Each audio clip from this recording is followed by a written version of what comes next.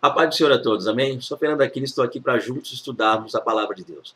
O tema do estudo de hoje vai ser a lição de número 9 da Revista da Escola Bíblica Dominical da editora CPAD, terceiro trimestre de 2018, cujo título é Jesus, o Holocausto Perfeito. Estaremos hoje abordando aí um pouquinho a respeito do Holocausto, da entrega, da morte, do sacrifício dos animais do Antigo Testamento e como isso prefigurava, como isso apontava para o sacrifício puro, santo e vicário de Cristo ali no Novo Testamento.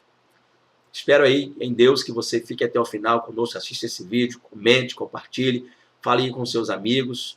Nós temos sido muito abençoados, nosso ministério, minha esposa e eu temos sido plenamente abençoados através da oração de vocês, da vida de vocês. Que Deus em Cristo abençoe. Fique até o final, em nome de Jesus.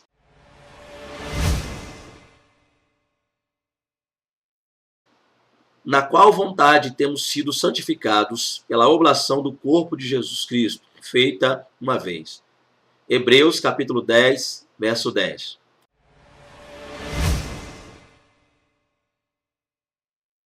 Os holocaustos da antiga aliança eram transitórios e imperfeitos, mas o sacrifício de Jesus Cristo é perfeito e eterno, porque ele morreu e ressuscitou eficazmente por toda a humanidade.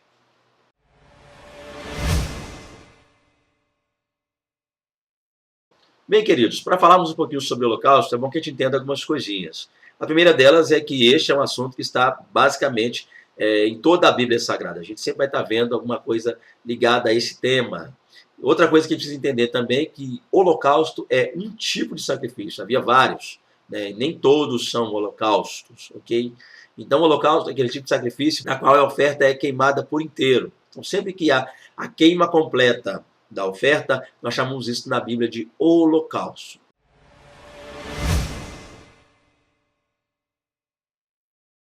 Amados, a gente precisa entender uma coisa. Apesar do holocausto ter uma grande ênfase ali no livro de Levíticos, ele não foi instituído ali, né? Ou seja, ele foi tido ali como lei e como observância para toda a nação de Israel. Mas antes mesmo disso aí, a gente vai ver referências a tipos de holocausto, sacrifícios nessa linha, por assim dizer, lá em Gênesis. A gente vai ver aí que Adão, né, com certeza, instruiu seus filhos nesse sentido. A gente vai perceber que no capítulo 4, a gente vai ver os filhos de Adão indo lá, Caim e Abel levando ofertas, sacrifícios a Deus. A oferta de Caim foi rejeitada, a gente sabe disso, mas a oferta de Abel foi aceita. Então Abel levou ali do seu gado, imolou ali, queimou, botou no altar e queimou, entregou a Deus como sacrifício. Então a gente percebe que ali há um holocausto, referência ao holocausto. Uma referência agora já em escrita, a gente vai ver no capítulo 8, verso 20 de Gênesis, onde Noé ofereceu holocaustos, a palavra está ali. A gente vai ver que a palavra holocausto na Bíblia, no hebraico, é a palavra olá, e aponta para aquilo que é elevado a Deus, aquilo que sobe, que chega até Deus.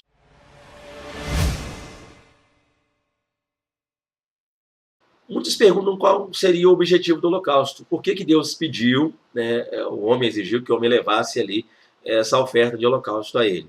Gente, para a gente poder ser bem prático, entender melhor essa questão que diz respeito ao holocausto, é bom que a gente olhe, a princípio, para o livro de Levíticos, capítulo 1. Ou seja, esse texto do capítulo 1 de Levíticos é um texto que nos dá uma ideia melhor, uma maior abrangência no que diz respeito ao holocausto. A gente vai perceber ali o seguinte: Deus agora vai exigir, vai dizer, falando com Moisés, que exigiria do povo que eles oferecessem holocaustos ao Senhor. Então a gente vai perceber ali 5 tipos de oferta.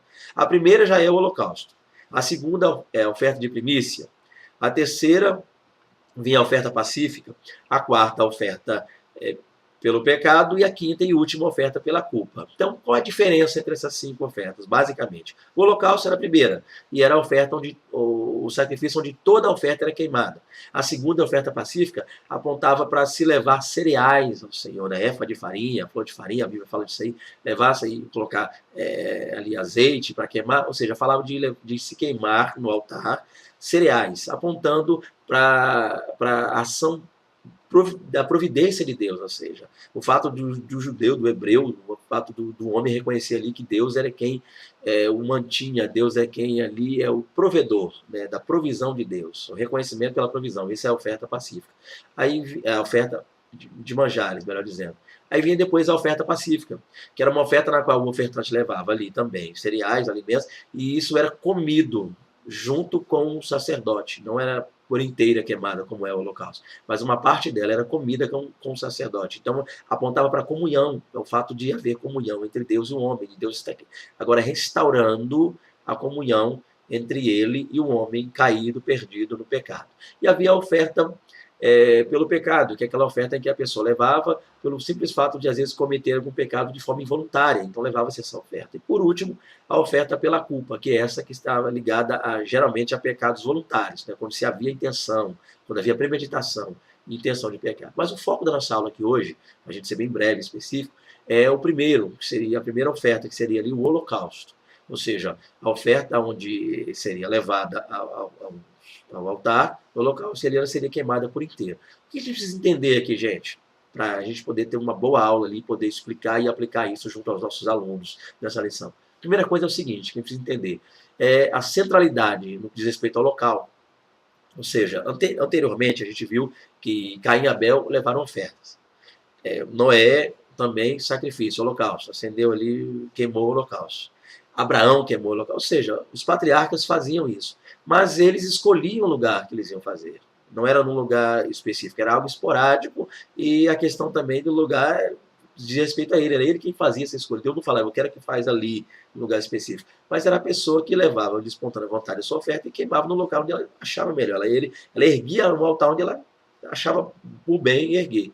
Mas no Levítico 1, que é a questão do holocausto, que a gente está focando mais aqui, a gente vai perceber o seguinte: quando isso se tornou uma oferta, por assim dizer, obrigatória a Israel, fazia parte da liturgia já no culto em Israel, a gente vai entender que Deus disse: eu só traga essa oferta para ser queimada aqui no altar do holocausto, o altar de bronze, que ficava ali na frente, diante ali, no átrio do tabernáculo. Olha que coisa interessante. Então Deus centralizou o local. E a gente sabe que o altar, ele aponta, ele simboliza a pessoa de Cristo, e a gente precisa entender isso, que o sacrifício, a busca, a entrega, ela é centralizada. Tudo isso passa única e exclusivamente pela pessoa de Cristo. A nossa entrega deve ser a Cristo. Jesus falou, eu sou o caminho, a verdade e a vida, e ninguém vem ao Pai senão por mim. Ele é o altar. Só dá para chegar ao Pai, só dá para chegar a Deus, chegar ao céu, atingir a salvação, conseguir, glória a Deus, a maravilhosa, a gloriosa salvação, por intermédio de Cristo. Não há outro meio, não há outro nome pelo qual devemos ser salvos, a Bíblia diz. Não há outro caminho, gente. É Cristo. Então, a pessoa levava o animal que seria entregue como holocausto, levava para o altar. E esse altar era o altar do holocausto. Eu não poderia oferecer um holocausto no meu quintal naquele período ali, se eu morasse ali. Eu não poderia fazer isso em outras partes do arraial, junto às tribos, não. Tinha que ser especificamente, exclusivamente no altar do holocausto. Isso aponta para a centralidade. Então nós devemos entender isso. A primeira coisa para entender isso, gente, é Cristo, é a pessoa de Cristo. E lançando sobre ele, Cristo, a vossa ansiedade, porque ele tem cuidado de vós. Então é nele, é sobre ele, é através dele, é por ele. Tudo para ele. Toda a glória seja dada única e exclusivamente a Cristo. Então o nosso altar é Cristo. Então nós devemos ir a esse altar, estarmos neste altar, nos colocarmos perante este altar, e a nossa entrega deve ser única e exclusivamente no altar que é Cristo. Então aquele altar do holocausto lá de bronze, hoje ele simbolizava, ele tipificava Cristo. Então esse altar hoje é Cristo. É o alto meio, tá? Então, às vezes, pessoas exigem sacrifícios financeiros, essa coisa toda, põe no altar, lança no altar, coloca a tua casa no altar, teu carro no altar, e esse altar ali apontando para algo ligado a uma campanha, algo físico, fora, queridos. O altar é Cristo.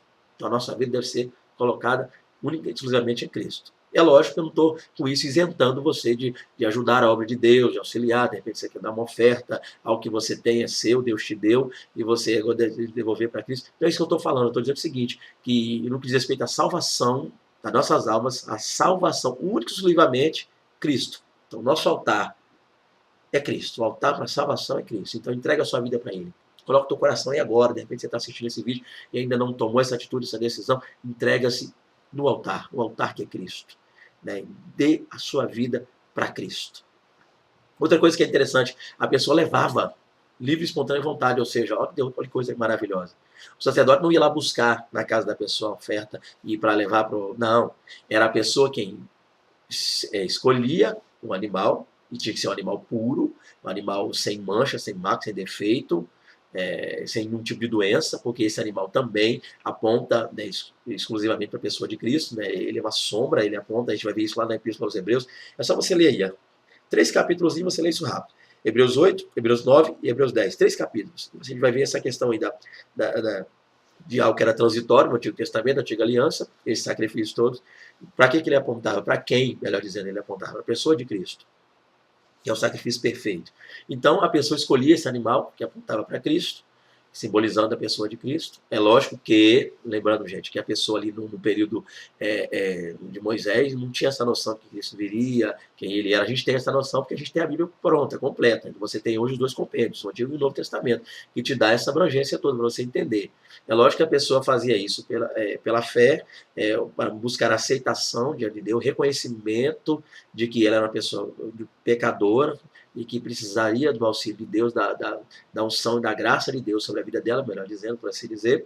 E isso a gente vai ver no versículo 9, capítulo 1, verso 9 de Levítico, vai dizer o seguinte, que Deus recebia esse holocausto como um cheiro agradável, suave, né, chegava suavemente às narinas de Deus. Então, era para isso que a pessoa levava. Mas a gente sabe, né, conhecendo hoje, tendo a Bíblia completa, que isso apontava para a pessoa de Cristo.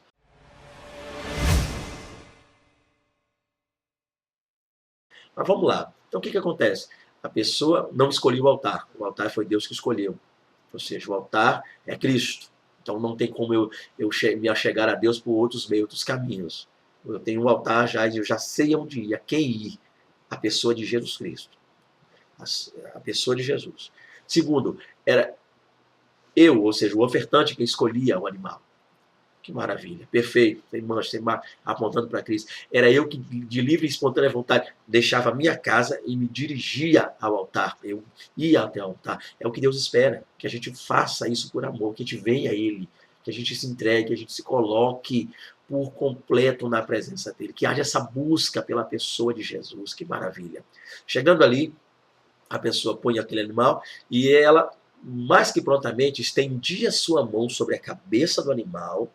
E naquele momento em que ela põe a mão na cabeça do animal ali, não que ela estivesse transferindo, dizendo assim, meu pecado agora é seu, vai para você. Não, ela se identificava, havia uma identificação entre o ofertante, que é a pessoa que levou a oferta, e a oferta, que é o animal que seria imolado e sacrificado ali e queimado posteriormente naquele altar. Então havia uma identificação.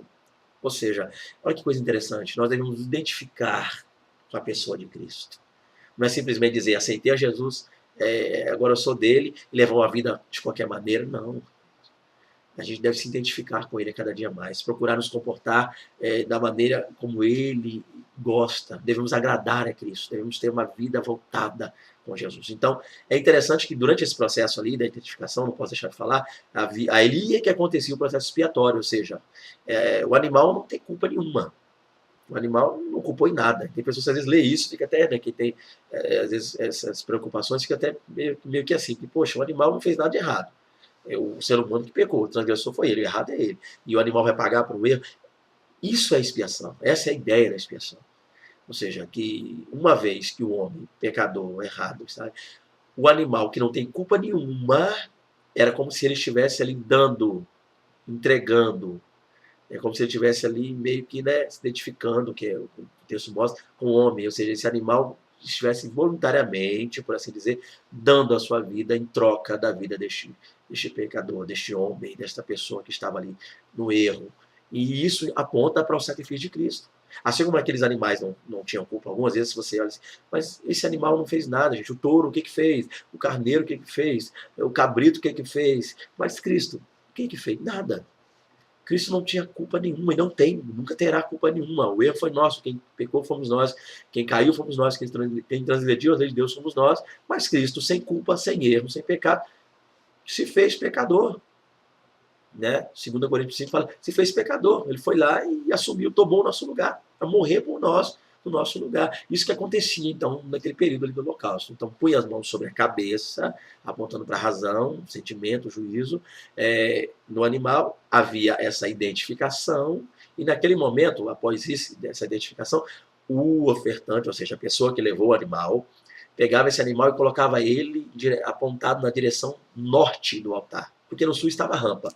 No oeste estava ali a pia de bronze. Então havia um espaçozinho ali, e nesse espaço estava na parte norte, tá, do altar do holocausto. Então a pessoa, o animal direcionado à parte norte, a pessoa degolava, imolava, matava ali o animal, tirava o sangue do animal. Quando a pessoa cortava ali esse animal, degolava, o sacerdote, agora sim, participando, os sacerdotes vinham com bacias e pegavam ali e seguravam, por assim dizer, essa bacia para que esse sangue caísse ali dentro. O sangue, uma vez tirado todo o sangue do animal, era passado ali no altar. Olha que coisa interessante, gente. Cristo derramou o sangue dele por nós. Ele verteu o seu sangue precioso, carmesim puro, glorioso, sangue de Jesus. Foi vertido por mim, foi vertido por você. O sangue de Jesus foi derramado por nós ali no Calvário. E assim acontecia lá com aquele animal. Então, o sangue desse animal derramado nessa bacia apontava única e exclusivamente para o sangue de Jesus, sendo derramado uma vez por todas, tá? Uma só vez, um só sacrifício, em prol da humanidade, pelos nossos pecados, para nos remir, para nos redimir, para nos resgatar, para nos comprar, para nos restaurar na presença do Todo-Poderoso Deus. Então, uma vez derramado o sangue, a gente já viu, né? O sangue era passado ali, aspergido no altar, né, passado no altar, e após feito isso, agora, esse ofertante, essa pessoa que levou essa oferta, ela deveria partir esse animal. Então o animal era aberto, as entranhas desse animal eram expostas, apontando para o fato de que Deus não quer só o nosso exterior. Deus não quer só o Fernando Aquino ali, de terno, gravata, Bíblia na mão, 2 horas e pouco sentado numa igreja, olhinho fechado, cantando, louvando, adorando, no ministério. Não, Deus nos quer por dentro e por fora e por dentro. Deus não quer por completo. Deus não quer só que as pessoas vejam que eu sou um cristão, que eu estou com a Bíblia na mão. Deus quer que os meus sentimentos, pensamentos, atos, atitudes, ações sejam guiadas por Ele, que eu entregue, que eu baixe a minha guarda e me entregue por completo. Que deixe Ele guiar a minha vida, deixe Ele tomar conta do meu ser, deixe Ele me orientar. O que a Bíblia diz? E lançando sobre Ele toda a vossa ansiedade, né? Já dissemos aqui, porque Ele tem cuidado de vós. Olha que coisa interessante. Então, Deus quer o quê da gente? Que a gente se entregue por completo. Essa entrega seja por fora, exterior, e seja interior. Nossa atitude, aquelas coisas que a gente faz quando ninguém está vendo. As coisas que a gente pensa, que embora alguém esteja nos vendo, não saiba o que está passando pela nossa mente. Às vezes a pessoa está sorrindo para você e só Deus sabe o que está pensando. Então Deus quer tudo isso. Atitude, gestos, atos, mas também pensamentos. Tá? A gente tá aqui, ó. Intenções do coração. Mostra que Deus quer. Então, esse animal era cortado. Então a entranha dele era exposta. E assim foi com Cristo. Não que Cristo tenha sido cortado, mas a oferta de Cristo foi inteira, completa. Não só a carne ali, Jesus, o carne exterior, foi visto na cruz, mas ele dizia a todos os tempos, Pai, está consumado, perdoas também, ele diz. Ou seja, a gente vê que todo o processo, embora a oração de Jesus no Getsemani, ou seja, no Getsemane, a oração de Jesus tenha sido, Pai, se possível, passe de mim esse cálice, né? Mas todavia, o que ele diz, todavia seja feita a sua vontade. Olha que coisa tremenda. Então, Jesus se deu por completo, se deixou por completo ser morto em prol da nossa vida. Então, o ofertante abria esse animal e expunha. Uma vez aberto o animal, nessas partes ali ligadas ao intestino, a gente sabe que essa questão, a sujeira toda essa sujeira não era jogada no altar. O animal era lavado. Oh, aleluia. Então, gente, a nossa sujeira não pode estar no altar, não faz parte do altar. A nossa sujeira é lavada, é limpa, é tirada. Ok? Más atitudes, más pensamentos, coisas que desagradam por completo a Deus, tem que ser lavado pelo sangue, lavado pela palavra purificadora de Jesus Cristo em nossas vidas. Devemos nos deixar cada dia nos lavar, porque o pecado vem, o mundanismo, as coisas ruins, né, estão aí ao redor, tentando a cada dia nos tomar, nos tirar da presença do Senhor. Então que a gente se deixe lavar cada dia mais pelo sangue e pela palavra gloriosa, santa do Todo-Poderoso. Por fim, após esse animal ter sido levado, imolado, haver todo esse processo, por fim, ele era posto em ordem no altar. Oh, gente, coisa interessante. Pôr a vida no altar é maravilhoso. Agora, ter a vida no altar pôr a vida no altar e mantê-la em ordem. Hoje, maravilha. Aí é melhor ainda aqui. Então Deus não quer só que você se entregue a Ele no sentido de ser um cristão, fazer parte de uma denominação, ter uma carteirinha, né? Fazer parte do ministério, ter a cabeça cheia de azeite, até entornar no chão, né? Na hora de ser consagrado ali, obreiro. Não só fazer parte de uma convenção, eu faço parte da maior convenção. Não é isso só, gente. Isso sim, é bom, faz parte. Mas o que Deus quer da gente também é a vida em ordem. Comprar e pagar. Pegar emprestado e devolver. Não cobiçar o que é do próximo. O que nós temos, Deus nos deu, é nosso. E respeitarmos o que temos. Casamento, respeitar, amar nosso cônjuge, cuidar, zelar nossos filhos, não tentar tirar nada de ninguém, ou passar por cima, às vezes, né? Bancar o espertinho, não. Vida no altar, mas em ordem. Então, os pedaços ali, aquela oferta, aquele animal, era posto tudo em ordem, tudo organizadinho no altar. Que coisa. Porque na hora que ele queimasse ali, ele queimaria tudo em ordem. Então, Deus quer a tua vida no altar, mas quer a tua vida em ordem. Deus quer a minha vida no altar que eu estou pregando para mim também. Não adianta eu falar você, e esquecer de mim. Então Deus quer a minha vida, Fernando Aquino, Deus quer a minha vida no altar, quer a minha vida em ordem. Amém? Então, uma vez estamos ali em ordem, tudo isso, a gente vê que, por fim, agora vinha sobre essa oferta o fogo, sobre esse sacrifício o fogo. E é interessante focarmos uma coisa também que eu não posso esquecer, gente. É Levítico 7, a partir do verso 8, que mostra que esse animal também ele era esfolado. O couro dele era arrancado. Uma vez arrancado e extraído esse couro, o couro era dado, segundo esse texto de Levítico 7, a gente vê aí, que o couro era dado ao sacerdote, como uma espécie de pagamento, de auxílio, pelo fato do trabalho, né, que ele fazia. Então, a gente percebe isso também. Então, levou o animal, imolou, tirou o couro, deu o couro para o sacerdote, entrega ali para ele, punha no altar em ordem, aí vinha o fogo. E esse animal era por inteiro consumido, queimado por inteiro. Então, o holocausto é isso. Para ser prático, né, para não tomar muito tempo aí, o holocausto é uma oferta queimada por inteiro. E a gente vê, quando fala de Novo Testamento, a gente olha para o Novo Testamento, é interessante, que a gente vê que Cristo né, como a gente já vem fazendo aqui as aplicações para ganhar tempo, Cristo é o nosso holocausto, sacrifício perfeito.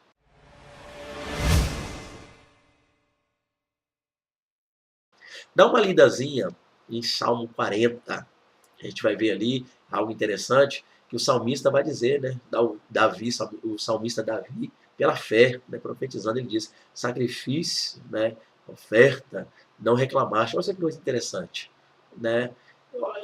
Esse versículo vai trabalhar o quê? Para a gente ser mais exato. Esse versículo ele vai dizer o seguinte, que os profetas ali, os homens de Deus, já meio que anunciavam de forma profética o sacrifício de Cristo, que aquele sacrifício da antiga aliança era transitório, era temporário e era imperfeito.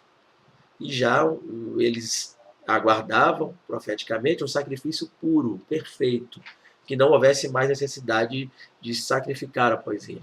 Então, tudo isso apontava para um sacrifício. E a gente sabe que esse sacrifício, a qual a Bíblia aponta ali, é o sacrifício de Cristo. Então, Cristo, gente, ele é o nosso holocausto. Ou seja, ele é a nossa oferta queimada por inteiro, ele foi entregue por inteiro, ele se entregou por inteiro, por assim dizer. Ele disse para Pilatos, eu é quem me dou, eu que me entrego. Olha que coisa tremenda. Então, o holocausto é isso. É um sacrifício queimado por inteiro, é um sacrifício na qual o ofertante deve dar de livre e espontânea vontade, no melhor, e ele participava no que diz respeito a ele tirar a vida desse animal e fazer algumas coisas que a gente viu, que é abri-lo, cortá-lo em pedaços, lavar as vísceras desse animal, tirar todo o sujeito de impureza. Basicamente, gente, o sacrifício de holocausto é isso. Quando a gente estiver ali mencionando, falando com nossos alunos, tentando entender esse tema, a gente pare para fazer essas análises, essas aplicações abençoadíssimas. Então, Cristo, ele é o nosso holocausto, por quê? Quando ele agora se tornou carne, né? Quando ele veio ao mundo e se fez carne, então a partir daí ele se tornou o nosso holocausto. Ele virou a nossa oferta. Então ele se fez carne virando o nosso holocausto.